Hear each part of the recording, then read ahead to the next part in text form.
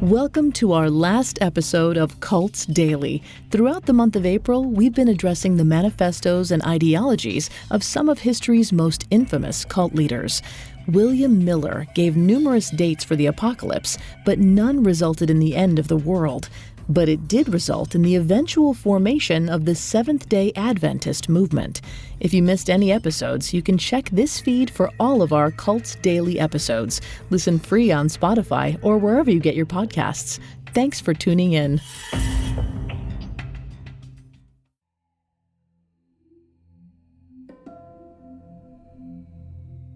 After midnight on October 23, 1844, William Miller's followers slunk home, defeated. Their neighbors didn't bother to hide their snickers and cutting comments.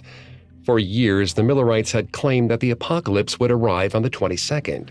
They gathered and waited for Jesus' triumphant return. Now defeated, the Millerites went home. Nobody had to ask what had happened. They were all still alive, after all, right here on Earth. Jesus hadn't descended from above to carry them off into heaven. But 2 months later, in December, one Millerite named Ellen Harmon spoke up.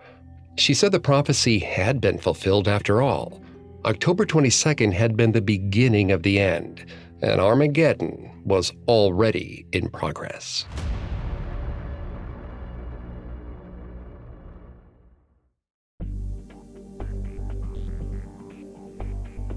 Hi, I'm Vanessa Richardson, and this is Cults, a Parcast original.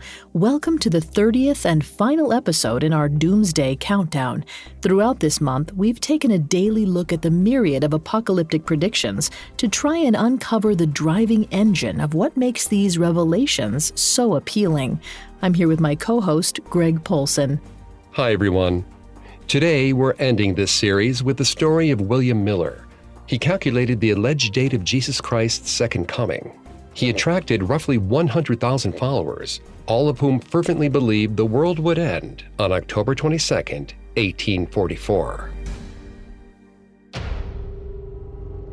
William Miller was a farmer with no theological training, but he believed he'd found hidden messages in the Bible.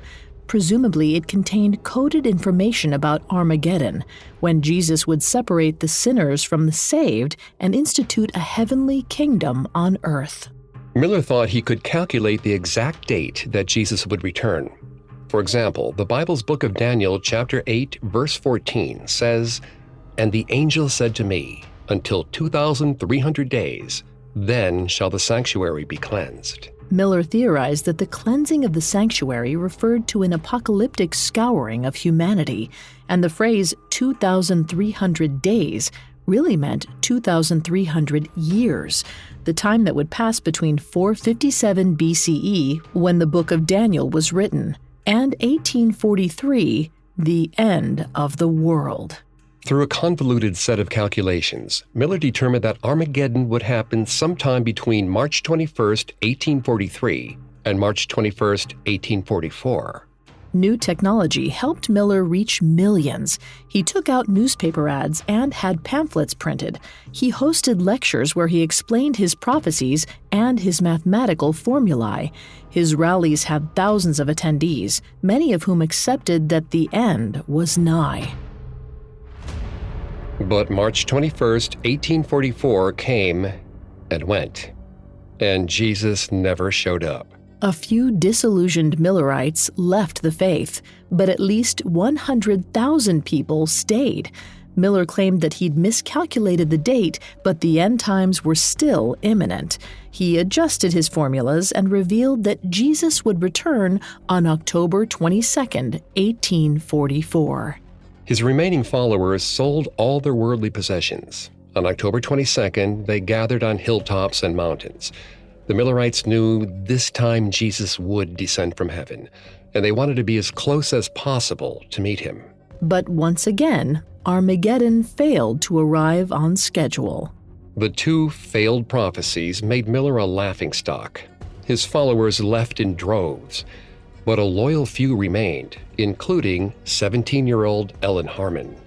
In December, she allegedly received a prophetic dream. When she awakened, she confirmed that Miller really had been right all along. Once again, he'd allegedly made a minor interpretive error, but the bulk of his prophecies were true. The final judgment really had begun on October 22nd.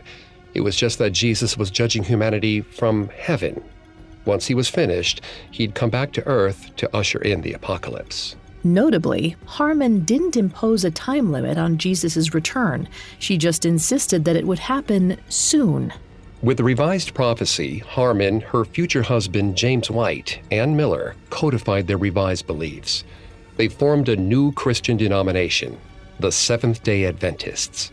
Today, there are a little over 1 million Seventh-day Adventists in North America. Many still maintain that the world could end at any moment. But it hasn't yet. Thanks for listening. This is our last episode of our limited Doomsday Prophecy series, but you can still hear full-length episodes of Cults every Tuesday. You can catch those episodes for free on Spotify or wherever you listen to podcasts.